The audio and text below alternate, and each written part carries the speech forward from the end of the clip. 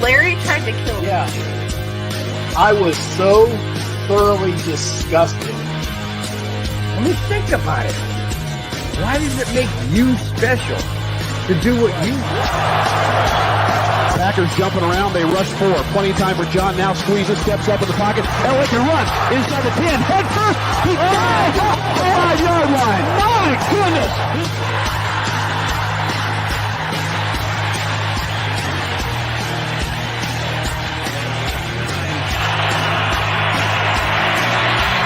Rushing forward, ball comes out of the hands of Newton. It's on the ground, and it's still on the ground. Picked up by T.J. Ward at the 4-yard line.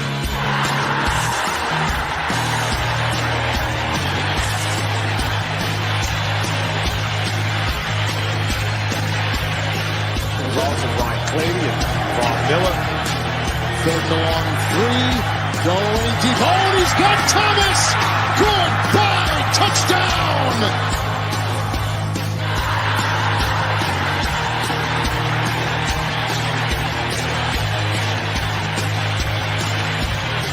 Here we go. First snap of the overtime. The Broncos have been in 3 overtime games this year. They won them all. Got him at the 40. It's Thomas at the 50. Stiff arm got him free to the 30. To the 20. Thomas to the 10. Denver's going on to New England. They win it on the first play of overtime.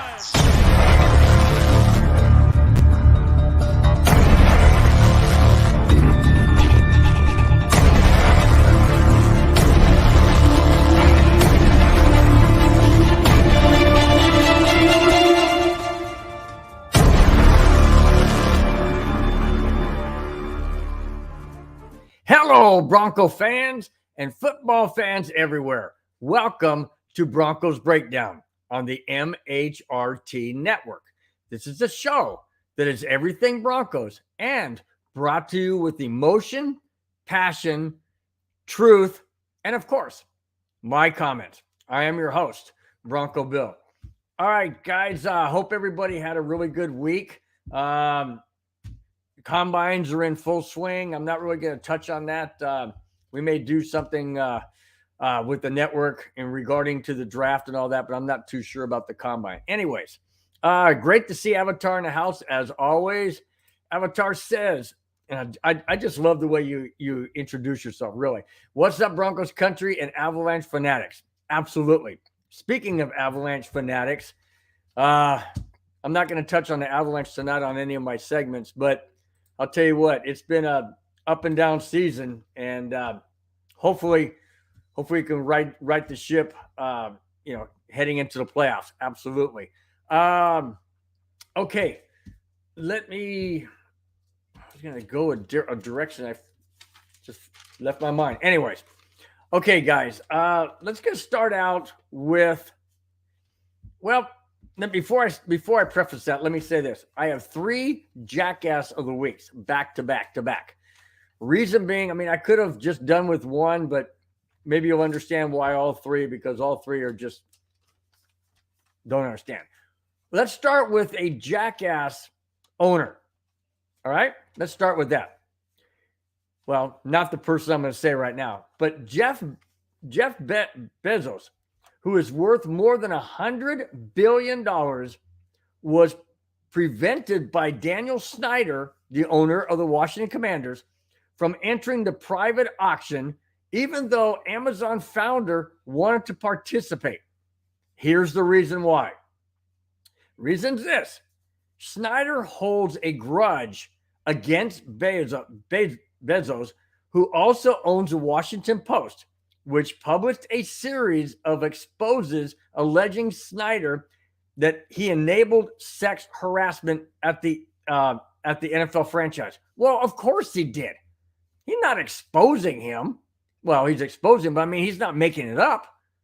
He's just stating facts. Everybody knows that. It's come out many, many times that people have filed lawsuits against Snyder, against the Commanders / Redskins back then.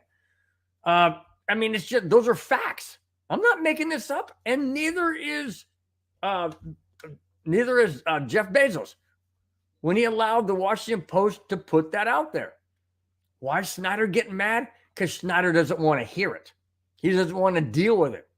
He wants to sweep it under the rug. Well, it ain't going to happen. It's not going to happen. I continue. The NFL, however, and we're talking about, obviously we're talking about the ownership. We're talking about the commissioner. And so Roger Goodell, the NFL, along with the other owners, listen to this. The NFL, however, may pressure Snyder to sell to Bezos so it raises the value of all the other teams. Well, there you go. People want to know why the NFL is so profitable, why there's so much money there. Because when people like a Jeff Bezos or a Rob Walton walk into a franchise and buy it outright for 4.5 billion or excess for other teams, the profit value of all the other teams goes sky high. Well, think about it. It's just like your house.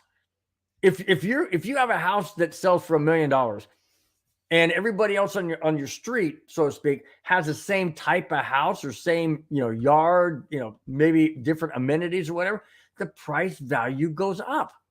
That's just common sense. The NFL is all about money. All about money. And that's exactly why Rob Walton was not allowed. Well, maybe that's a different word, but that's why Rob Walton was able to buy the Broncos, because the money is there. Jeff Bezos has the money, but Daniel Snyder doesn't want him to bid because he has a vendetta against him. He has a bias against him. What does it matter? I look at it this way, okay?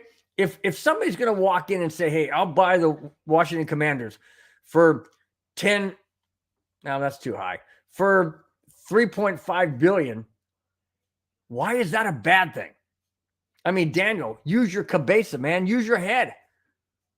What he's going to offer you is going to be a high number. Why are you stupid enough to hold a grudge against somebody who can make you beyond wealthy? Now, I'm not saying you're not wealthy now. I don't know what your income is, and I don't care.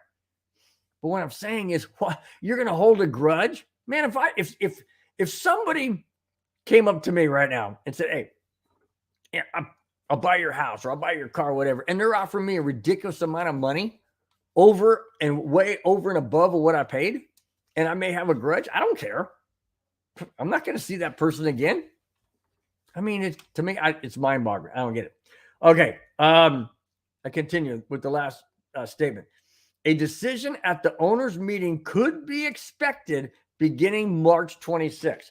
Now, what that means is a decision, meaning if they're going to allow Jeff Bezos to go ahead and bid on the team. Doesn't mean he'll get it.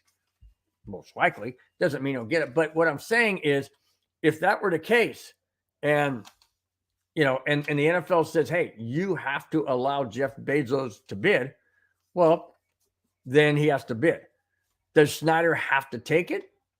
Maybe not of his own accord, but if the NFL tells him he has to take it, that's a totally different story. Totally different story. All right. I now get into, speaking of the current jackass of the NFL, we move into not one, not two, but three jackass of the week.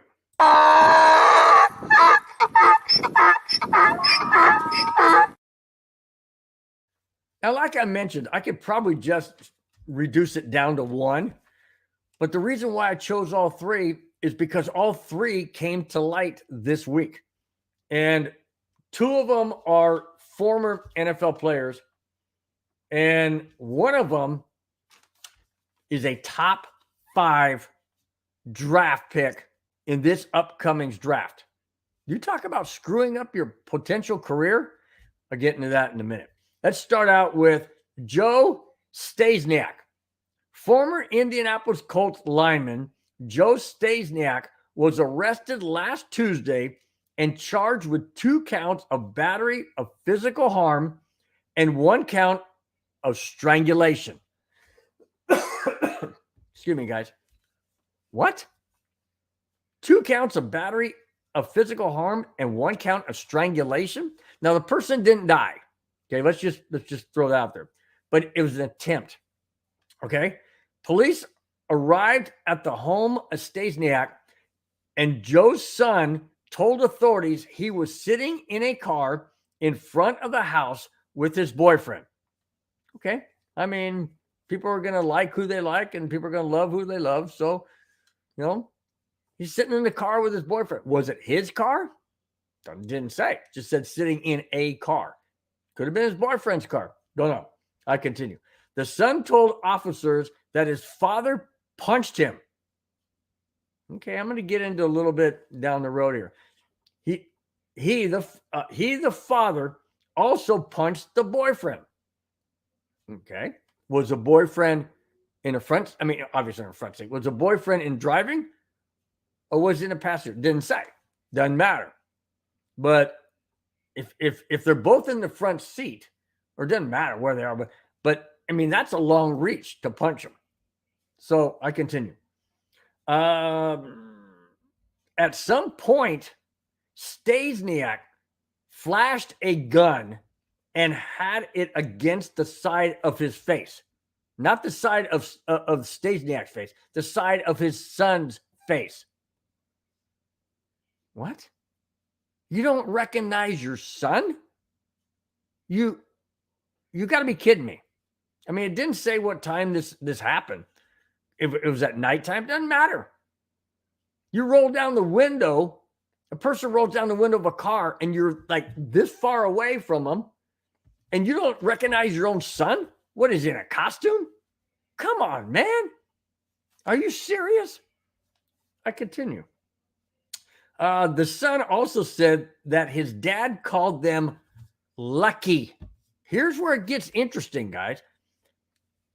The dad called them lucky that he saw who they were. What? Okay, hold on a second. Okay, so you see this car out there. You're not quite sure what car it is. Maybe it was the boyfriend's car. I don't know. Doesn't matter. Well, it does matter in the story, but what I'm getting at is it doesn't matter, because once you walk up to the car and the guy rolls down the window, you see who it is. You just don't sit there and have him roll down the window and go, hey son, how you? Bam. I mean, seriously? You're just going to haul off and punch your son and then punch his boyfriend and then brandish a gun and hold it to your son's head. And then say, oh, you're lucky because I recognize who you were. What the heck? I mean, is this guy really an idiot? I mean, he's beyond jackass of the week, in my opinion. How do you, I mean, I would recognize my son if he was walking across the grass yard. Even at night, I would recognize him by his walk, by the look of him, by how he acts, how he acts, how he is. Holy smokes. All right. Let's see. Stasiak said he thought the car was suspicious, and that's why he checked it out. Okay, I'll give him that. You want to check out suspicious vehicles, and you want to check out things that don't seem familiar and don't seem, to be on the up and up. Okay, I get that. But when you walk up to the freaking car and he rolls down, you cannot punch him if the window ain't rolled down. Or if he doesn't get out of the car, you can't punch him. And you can't hold a gun to his head? You mean to tell me he did all of that and then goes, oh, you're lucky I recognize who you were? Wow. What a complete jackass, moron, idiot. Completely. Whew. Hope his son throws a book at him. Literally and figuratively. All right. I move on to the second jackass of the week. Former Patriots linebacker Willie McGinnis has been charged with 2 felonies for his role in a December brawl at an LA restaurant. Are these guys ever going to learn? Just because you're a football player, former football player, or any sport player, whatever, doesn't give you the right to just lose your emotions and go crazy. Okay, I understand football is an emotional sport. And I know it's awful difficult for these guys to get that emotion and passion out of their system. Totally understand that. But dude, you have got to check yourself. You are not above the law, and you're not going to get away with things, especially when there's witnesses, there's cameras, there's people with cell phones taking video. It just doesn't make sense to me. Check your emotions, walk away, be a man, not an idiot or jackass of the week. I continue. McGinnis was arrested in late December when video, there it is. That's what I'm telling you. Video's out there. When videos showed McGinnis punched a man in the face and hitting him over the head with a bottle on December 9th. Yeah, that's great. Yeah. So what in the world really pissed McGinnis off to punch a guy in the face or hit him over the head with a bottle? Really? What absolutely is there to get to that point? That's what I want to know. And the reason why I want to know that is this. I've had many people say things about me. I mean, look at my build. I mean, I'm not built like a big guy. I've had a lot of things said my way. I just shrug it off. Yeah. Hey, what can I do? It's the way I was born. It's the way my body grew. What am I supposed to do? So I roll with it. Absolutely roll with it. Why not? There's no need to get upset. There's no need to entice things. Now, I know when you're 6 foot whatever and 200 or 300 and some odd pounds, you feel like you're Superman. But that's not an excuse. He punched a guy, hit him over the head with a bottle. Bottle of what? Bottle of beer? Bottle of wine? Bottle of whiskey? I don't know. Doesn't matter. It still freaking hurts. And it's still wrong. I continue. McGinnis did apologize to his colleagues at NFL Network, as well as his family, community, friends, and oh boy, and the youth he mentors. What the heck? So now, sorry guys. So, okay, it's all well and good to apologize to NFL Network where you work. Well, we'll get into that. Family, of course, community, friends, and of course, the youth that you mentor. McGinnis, you're mentoring these kids to what? Grow up like you and punch somebody in the face and smack them over the head with a bottle? Is that what you're supposed to teach them? What in the world are you thinking? You just basically totally undermined your entire integrity, your entire person who you are.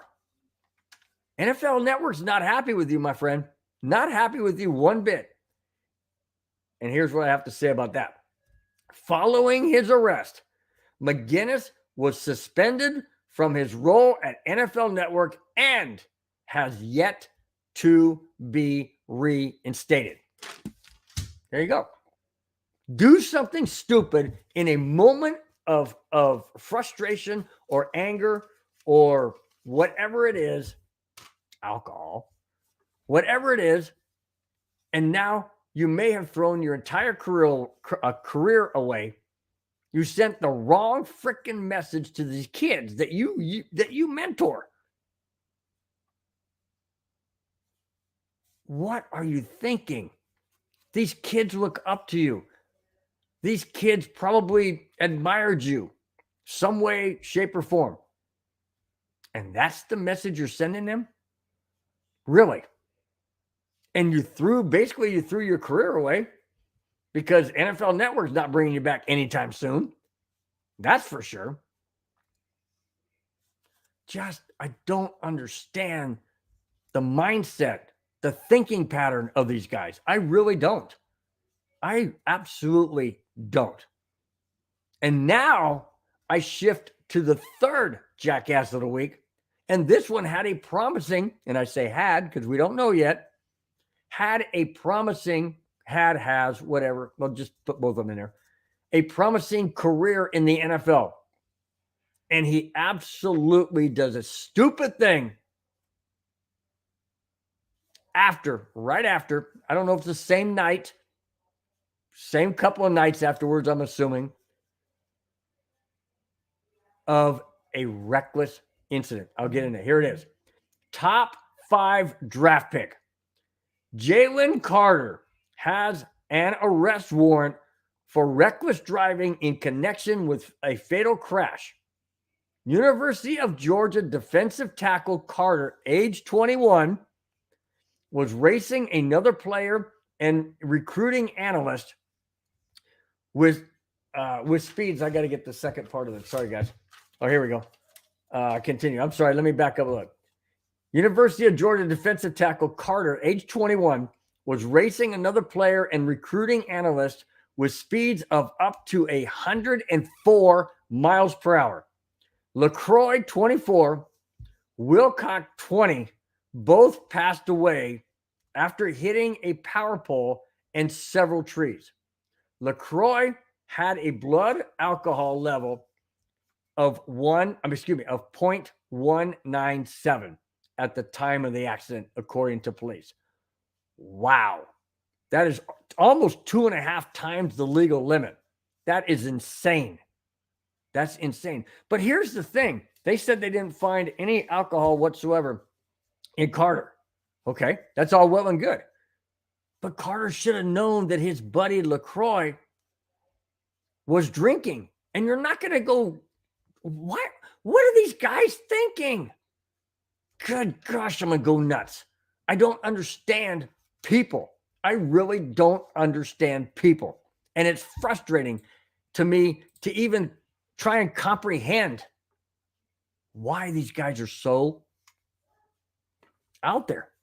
I just don't get it. People say, I know everybody goes back to the CTE. Okay, I get that. But if you're 21 years old and you're a lineman at the University of Georgia, I'm not buying that the fact that he's gotten a whole lot of concussions or whatever causes CTE. I don't know, but come on, seriously? Absolutely. Just unbelievable. Let me continue. Carter left the scene of the crash, then came back telling the police different stories about what happened. Uh-oh. That's not good.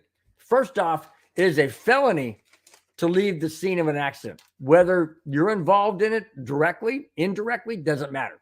If you witnessed an accident, and I'm not not sure about all states, but I do know that in California, if you leave the scene, and that's where I'm at, if you leave the scene of an accident, regardless whether or not you were directly involved, indirectly involved, whatever, and you witnessed it, you cannot leave. It's a felony in the state of California. You cannot leave.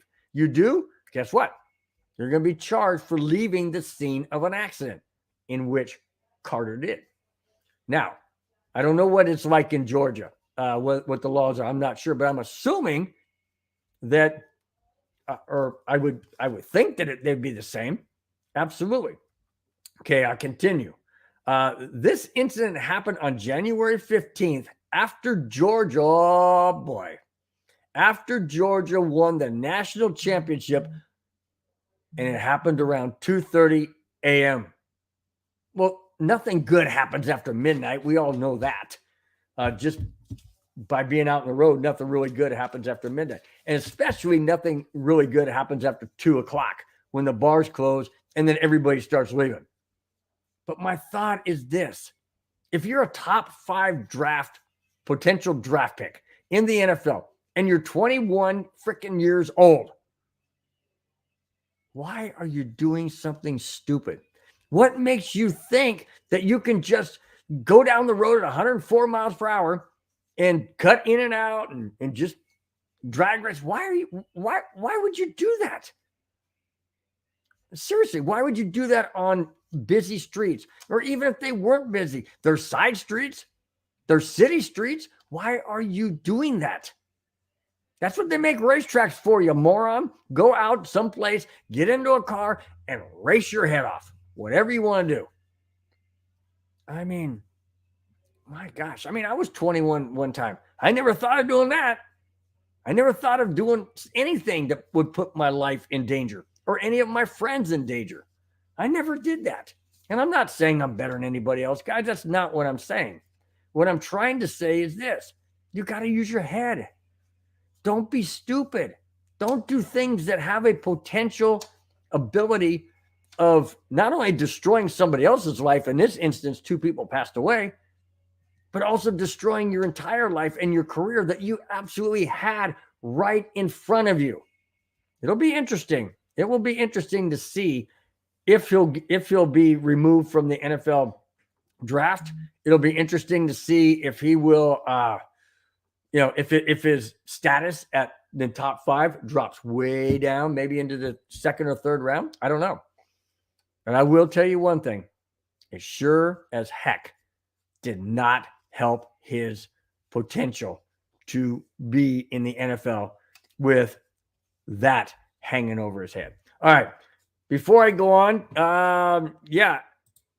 it was alcohol related in the sense that it was with LaCroix. But apparently, according to the police, their Avatar, the police said that Carter did not have any alcohol reading in his system at all. So maybe that was, I don't know. Maybe when he left, and then by the time he came back, he didn't have any alcohol registered in his system. I don't know. All I do know is that it was an absolute, totally preventable situation. Totally preventable. And again, I agree. When alcohol is involved, people don't think. That is absolutely 100% true. I can totally agree with you, Avatar. It's very, very sad. And like I said, the only reason why I brought all 3 of these in was the simple fact that they all 3 came across my phone this week. All right, let's go on to some better stuff. Absolutely. Although I hope it's better, put it that way. Last season, Javonte Williams suffered a season-ending injury of both his torn ACL and MCL. This past week, when George Paton was asked about Williams' return at the Combine, he said this, and I quote, "Williams is on track to be ready for the regular season," end quote. What? On track to be ready for the regular season? Game 1? You got to be kidding me. No, you got to be kidding me. Seriously? An ACL and an MCL? And he's on track to come back. Okay, he said come back in the regular season. Does that mean week 1? Week 4? Week 6? Week 8? Halfway through? It doesn't say. He didn't say that. And that's the underlying part that people don't sometimes read. Oh, man, Javonte Williams, he's on track to come back and start game 1. That didn't say that. It just, all Peyton said, George Peyton that is, said he's on track to be ready for the regular season. Okay? Regular season, 17 weeks, guys. It could even be week 15. Who knows? The telling part is going to be this, according to how I feel. The telling part is this.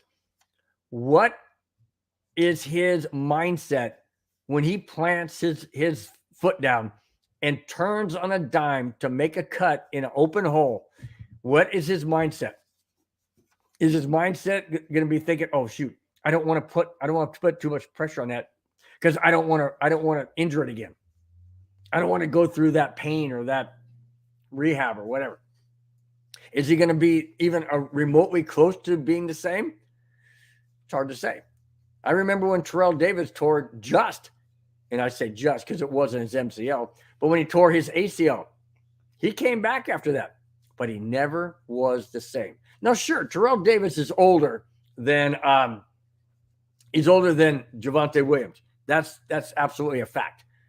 But the thing and the issue is this, and that is an ACL is one thing, but an ACL and MCL, oh my goodness, that could be career ending.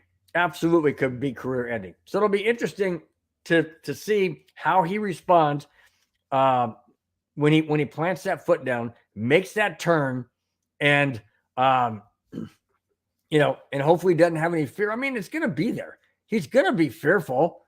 I mean, heck, when you injure yourself like he did, you're going to have reservations as to wanting to cut hard or to plant like he did before.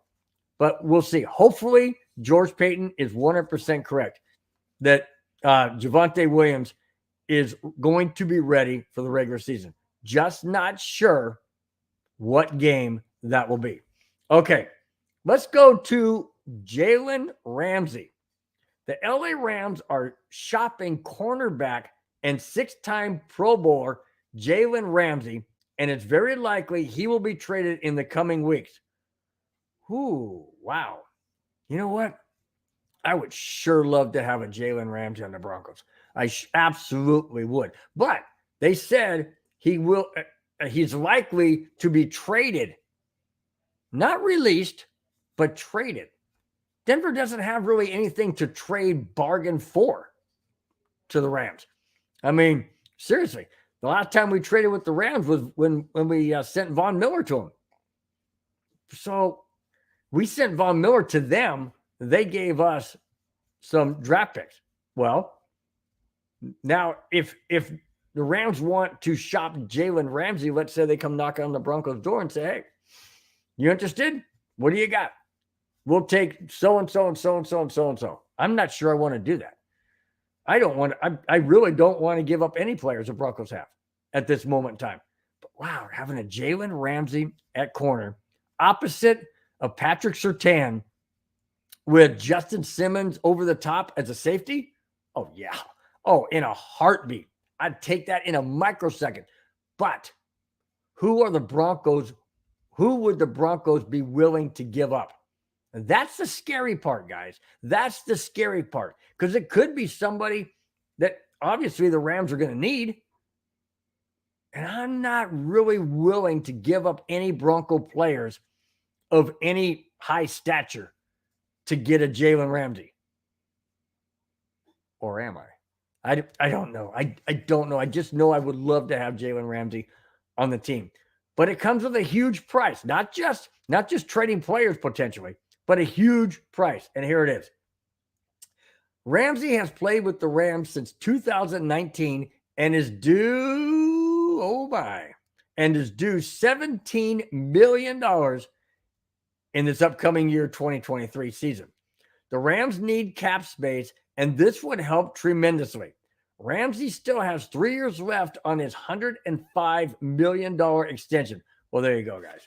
I doubt seriously the Broncos are willing to pony up and just, take on that kind of salary. I mean, he's due $17 million this upcoming season. That's not bad. But if he still has 3 years left on his $107 million contract extension, I'm not sure the Broncos are willing to pony up and take on that added expense. I'm not sure. Really not sure at all. But like I said before, having a Jalen Ramsey on the team, yeah. I think absolutely I would take that. Just not sure who I would want to give up, if anybody. All right. Move on to some, maybe not high profile, but prominent for sure, cuts by two teams, two quarterbacks. The Washington Commanders have released Carson Wentz this past Monday. Wentz only played in 8 games last season and started 7 of those games, going 2 wins, 5 losses. Wentz is 30 years old and looking for his third team to play in the 2023 season. Okay. Now, the Denver Broncos have an issue. The Denver Broncos have Brett Rippon as their backup quarterback. I'm not really sold that that Sean Payton's going to want to keep a Brett Rippon as the backup to Russell Wilson. I don't know. I haven't heard that he doesn't want him, but I also know for a fact that Sean Payton likes, depth, players that have played in the NFL at a high level, have been starters, have been successful. And we all know that Carson Wentz won a Super Bowl with the Philadelphia Eagles. So he does have experience. He has playoff experience. Brett Rippon doesn't.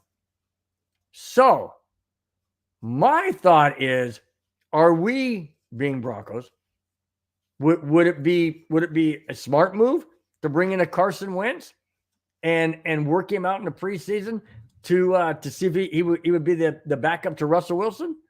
Because if something happens to Russell Wilson, heaven forbid, an injury, or he just isn't playing well or whatever, and Sean Payton wants to bench him, you don't want to bring in necessarily a Brett Rippon. You want to bring in somebody like a Carson Wentz, or I get to the second quarterback that was released. Last Tuesday, the Atlanta Falcons released quarterback Marcus Mariota after just one season in Atlanta. General Manager Terry Fontenot said, and I quote, "We just believe we're doing what's best for the team at this time," end quote. Well, there you go. Marcus Mariota, Carson Wentz. Which one would you guys want as a Bronco backup to Russell Wilson? Now, Marcus Mariota hasn't really lit the whole NFL on fire. He hasn't been to a Super Bowl, and Carson Wentz has. So I don't know, but Carson Wentz doesn't really impress me. Marcus Mariota doesn't really impress me either. But the thought out there is this, as far as I'm concerned. Broncos are definitely going to look to a solid backup quarterback to Russell Wilson. I think Brett Rippon, if he stays on the team, will probably be on the practice squad, which is all well and good. He's still on the team. I just think the Broncos are going to go after a more predominant, more experienced in pressure situations, starting quarterback, numerous games, obviously. I just really feel that the Broncos are going in that direction. Would a Carson Wentz be a quarterback that would fit in with the Denver Broncos? Sean Payton? I don't know. How about a Marcus Mariota? I do know this. Sean Payton is great at getting the best out of a quarterback. And that starts with Russell Wilson. But it also trickles down to a backup. Because if you don't have a solid backup as a quarterback, you're doomed to lose many games. Take the San Francisco 49ers, for instance. When Garoppolo went down, Brock Purdy was right there. Boom. Didn't skip a beat. I know Brock Purdy was a rookie and all that. Well, that's just a fluke. That's just Tom Brady-esque or something. I don't know. It's just doesn't happen like that all the time. You need to have solid backups. You need to have quarterbacks that have experience. Brock Purdy was the exception to the rule. There's always going to be that. But you do, for the most part, need a solid backup. A quarterback with experience, a quarterback with pressure situations, knows how to manage the game. That's what you need. You need that on every team for the most part. I'm just wondering, would a Carson Wentz would it be a fit? Marcus Mariota? I don't know. Those two players were released this past week. I just thought it was interesting that they're out there, and I'm just wondering if the Broncos will make a move to bring either one of them or both in to see who's going to be the backup to Russell Wilson. All right. I move on. Speaking of Sean Payton, when asked why Fangio wasn't in Denver, but he's in Miami instead, he said at the Combine, and I quote, "Vic was supposed to be part of the plan. Then the guys, media, scared him away," end quote. Oh, he's putting the blame on the media? Really? But then it was kind of like a tongue-in-cheek, although he did mean it. He meant that the media was talking all this thing about Vic Fangio, being fired by the Broncos, and would it be comfortable for him to come back, within a year, a little over a year of being fired, and then not being the head coach or being the coordinator and all that. Yeah, the media played into that big time. Did Sean Payton really think it was the media that drove him away? No. No, it was a tongue-in-cheek to throw a little bit of slap at the media. But here's the reason. The main reason is this. The main reason, however, was mostly it was just too soon since Fangio's firing to come back to Denver as a coordinator. That's it. That's exactly the main reason. Absolutely the main reason. And Sean Payton alluded to that. He said it was just too soon. It was just too soon. He said he had many talks with Vic Fangio about being the defensive coordinator for the Broncos. But you have to understand, I mean, Fangio was the head coach. And when you get fired a little over a year after you've been fired, you're going to be welcomed back to the facility as a coordinator. Well, let's put it this way. It's a new ownership, new head coach, new coaching staff altogether, new everything, except the fact it's not new when it comes to the team that he would have been, leading as a defensive coordinator. But then Vance Joseph gets hired as the defensive coordinator, and he was fired as a Bronco head coach. But the difference, in my opinion, is Vance Joseph was before Vic Fangio. Then Fangio was the head coach for 3 years, and then it was I forgot his name already, man. Isn't that funny? Forgot his name already. Hackett.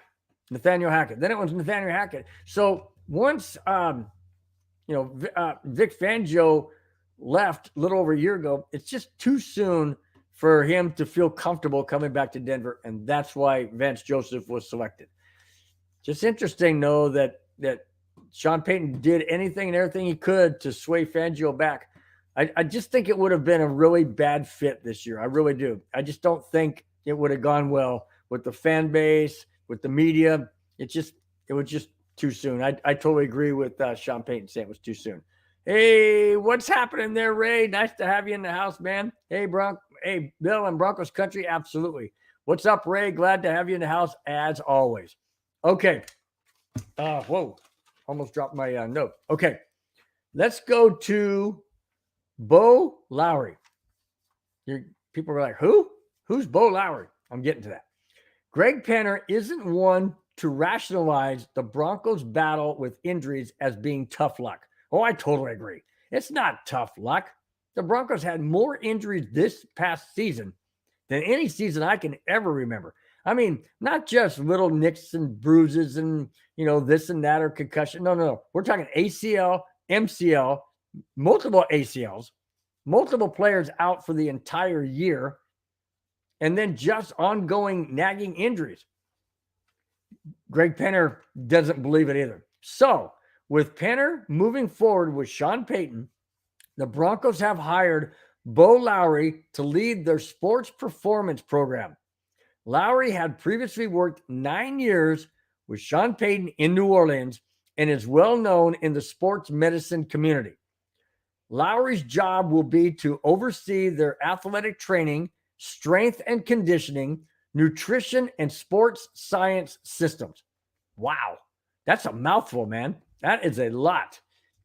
Athletic training, strength and conditioning, nutrition, and sports science systems. Wow. That's awesome. The guy must be really good. And here's why. Listen to this.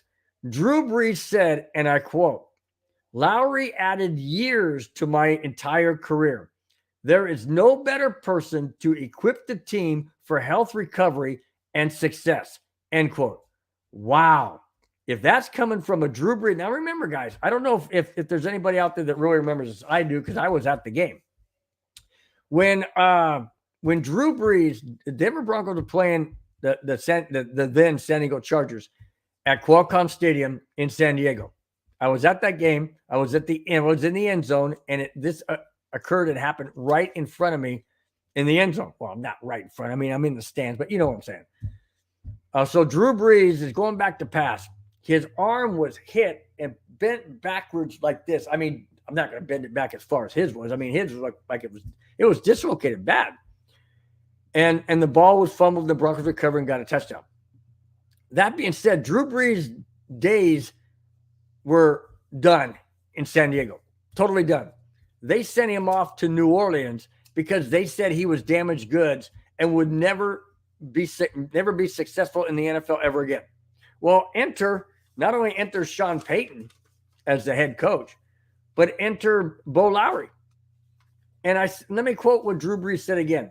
Drew Brees said this, and I quote, "Lowry added years to my career. There is no better person to equip the team for health, recovery, and success." Well, there you go. If Drew Brees had that dislocated shoulder and just torn muscles up in the shoulder, it was a mess, guys. It was a mess. He was injured bad. And for the Chargers to get rid of him when Drew Brees was their franchise quarterback at the time, for them to get rid of him because they said he was damaged goods, basically, and they would never amount to being a quality NFL quarterback after that injury. He goes to New Orleans. He's there with Sean Payton. He's there with Bo Lowry, and he's there in New Orleans to win a Super Bowl. How do you like that, Chargers? How do you like that? He proved you guys wrong. Not only did he prove you guys wrong, but that speaks volumes for how Lowry knows how to get people and players back on the field at the best possible shape they can be in. And I'm telling you what, I'm excited. I'm excited. After reading that, I'm excited about him being the strength and conditioning. Because these injuries that we've had, guys, this past season was way, way, way too many. Way too many. Never should have that many. And I understand players are getting bigger and stronger and more beefy or whatever. I get that. But still, there has to be a way to train your body, to exercise, nutrition, whatever it is, sports medicine, whatever, to get to the best shape possible that a player can get. Bo Lowry, I think, is the right guy. Absolutely the right guy. Hey, before I go on, hey, Kamani, what's happening, man? Nice to see you in the house. Always appreciate it. Thanks so much for showing up. Hitman Bill, yeah, that's true. I haven't said I wanted anybody injured at this point in time. I want everybody on the Broncos to get healthy. That's what I'm actually after this time.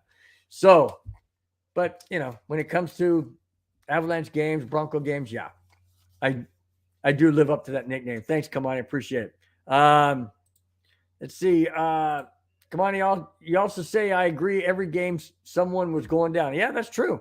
Yep, absolutely. And that's the problem that we had all last year. I mean, you didn't know every single play I'd watch and kind of cringe when the guy caught it. I'm like, oh shoot, don't get hurt. Please get up. Please get up. Because it was catastrophic last year. Absolutely catastrophic. And I'm just thinking that bringing in Bo Lowry, I cannot wait to see a completely 180-degree turn towards the better in players not being injured. Now you're going to get, a tweak here or maybe a twisted ankle there or concussion or whatever, but not season ending, not catastrophic injuries like we saw with Javonte Williams. We don't want that. And I know that sometimes it's not preventable. And not only that, but we had KJ Hamler go down or Tim Patrick. Yeah, Tim Patrick. I'm sorry. And we can't have this. Cannot have this, especially when there's no contact. You just come down, land awkwardly, boom, done. Can't have it. All right. I move on to Dave. I'm going to end up this show with a couple of feel-good stories. And the reason why I say they're feel-good is because, you got all these, jackass of the weekend here, and you got these other things going on and whatnot. I'm going to end it up with a couple of good ones. All right. Here we go. David Burton, former Broncos Super Bowl champion. That's right. He was there in Super Bowl 50. Super Bowl champion David Burton has found his middle school dream after football. Burton spent the next couple of years after retiring to earn his doctorate in medicine. Burton said when asked why he chose this field, medicine, Burton said, and I quote, "I know physical therapy requires commitment and someone motivating you to push yourself to do much better. End quote. That's great. That's awesome. You know, he wants to help people. And that's kind of goes back to what I was saying about Bo Lowry. He wants to help people. Bo Lowry is going to do it on the field with the players the Broncos have. David Burton is doing it after football to help people, not necessarily just football players, but anybody. I mean, physical therapy can be with any person. Absolutely. I mean, you could walk outside over here, twist your ankle, whatever. And you're gonna have physical therapy to get yourself back in shape and do the right thing to heal. That's what he wants to. He wants to give back, not just to, you know, what could be NFL players or whatever, but to the community. I continue. Burton is also involved in the Scholarship Endowment Board, hoping to ease some of the financial barriers many students face getting into this program. Now, I'm not sure, didn't say, but I'm not sure whether it means getting into the program in order to pay for the physical therapy or getting into the program to help and assist. It could be both. I don't know, but I think that is remarkable. Absolutely remarkable that David Burton wants to give back because he knows he went through many injuries in his NFL career. They all do, whether it's absolutely publicized or they just walk away from the game kind of walking funny like this or something because they just got a hitch in their giddy up. They've been hit too many times. Or, you know, that's just the nature of football. So David Burton knows what physical therapy is. He even said it in there. He goes, I know physical therapy. And that's the thing. He knows it. He wants to give back. He wants to help people. He wants to make other people's lives better than what they could be. And I commend that. I think that's awesome. Totally think that's awesome. On the heels of David Burton, I end this show with this last segment, and here it is. Former NFL quarterback A.J. McCarron signed with the XFL Battlehawks. Now, I don't watch XFL, and I really don't know who the Battlehawks are, but it's beside the point. He played for the XFL Battlehawks. For this reason and this reason only, and I quote from McCarron, my 6-year-old loves watching tape of me on YouTube, obviously when he played in the NFL. And I'm still quoting, I probably could have tried to come back with an NFL team and maybe make big amount of money, but no one knows what the future holds. I'm enjoying this, and it's great to create some memories for me and my boys, end quote. Holy smokes. You talk about a father, a mentor, a person, unlike the mentor of McGinnis. That's opposite of what I'm talking about. The mentor of A.J. McCarron says, yeah, I probably could have come back and played in the NFL and made some big money. I'm not doing it for that. I'm doing it because I love the game and my kids want to watch me play. He's playing for less money in the XFL, but he's enjoying it. His kids are enjoying it. He's doing it for the memories. He's doing it, guys, listen, he's doing it for all the right reasons. Money isn't everything. Absolutely, money is not everything. Sure, we need money to pay bills. And sure, we need money to live. That's obvious. But you don't need millions and millions and millions if you can live on a little bit less. And McCarron's saying, I don't need all that. What I do need, this is McCarron, I'm just paraphrasing how I think he thinks. He's basically saying, hey, memories, mentoring, being a father, being a representation of what it means to be a good human being and do the right thing is what he's teaching his kids. He's got a 6-year-old kid that loves watching him on YouTube when he played in the NFL. And now he's doing it in the XFL to build those memories because his kids love watching him. And he's doing it for less money because he's doing it for the heart, the love of his kids. Wow. We need more of that, guys. We absolutely need more of that. We need more people like McCarron. And I'm not saying that it's wrong to want to make as much money as you can. But if you don't need to, and you've got kids looking up to you, And they look up to their dad, AJ McCarron, and say, that's my dad. That's my dad. I'm watching my dad on TV. We got memories. This is awesome. Wow. I'm impressed. I am absolutely impressed with this. No doubt about it. Totally impressed. I continue. Dwayne Johnson, who started the XFL, and is a commissioner, I'm assuming, said, and I quote, McCarron took less money with us over the NFL because he wanted his little boys to see him play. End quote. Wow. You know, Dwayne Johnson, he's saying that. He's saying that about McCarron. You don't think that made an impact on him? You don't think that resonated through him? Absolutely it did. Absolutely it did. And you know what, guys? It resonated through me as well. That is impressive.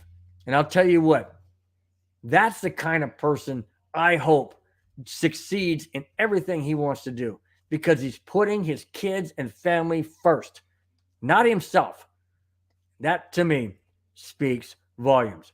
By the way, on a footnote, the Battle Hawks, under McCarron at quarterback, are 2-0. Keep it up, McCarron. I wish you all the best. I know the XFL isn't the NFL. It doesn't matter. Obviously, it doesn't matter to you.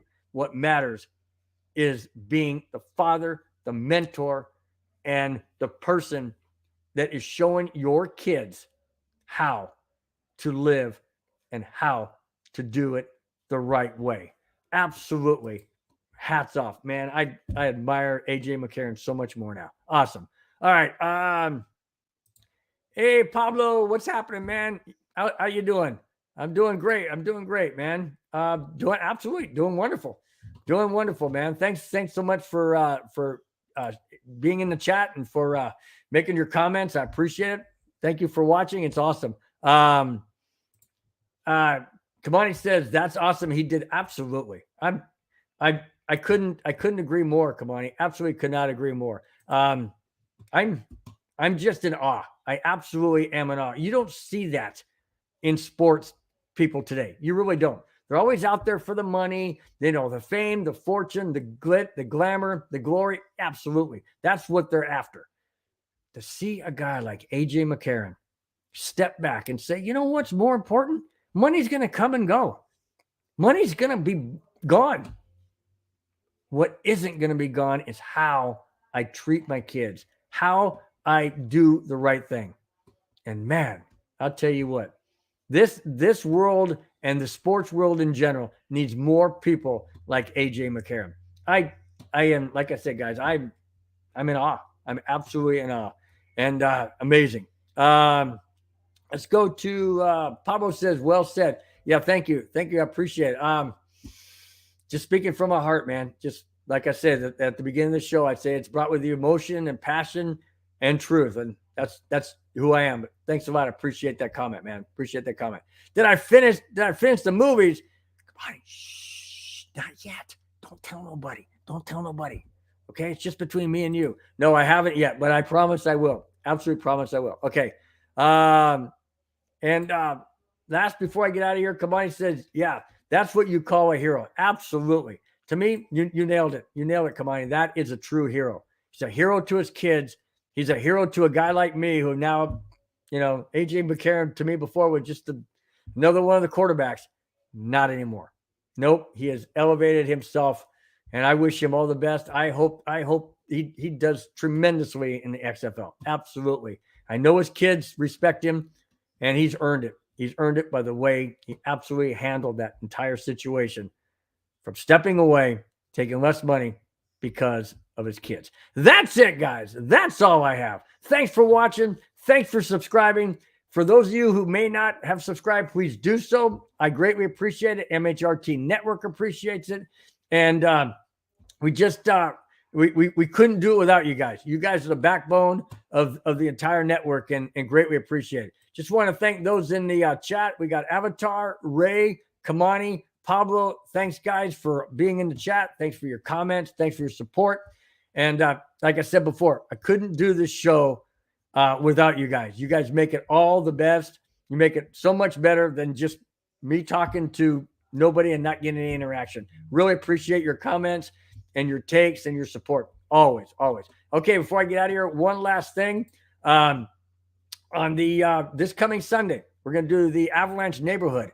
That starts at 6 p.m. Pacific. It's with Madungus, Creevy, and myself. And it's a game against the who are we playing Sunday? Who McDungus likes to call them the Seattle Crackheads. It's actually the Kraken. So it's the Avalanche and Kraken Sunday at 6 p.m. We're going to do the Avalanche Neighborhood. Then on Monday, we have the Cluster Puck, and that's with Nick and Britt. That goes live every Monday at 5, 6, 7, and 8. Then on Tuesday, we have the 5280 podcast that starts every Tuesday, 5, 6, 7, and 8. It's immediately followed by the No Nonsense and Whiskey. That goes live immediately following, usually around 6:30 p.m. Pacific time.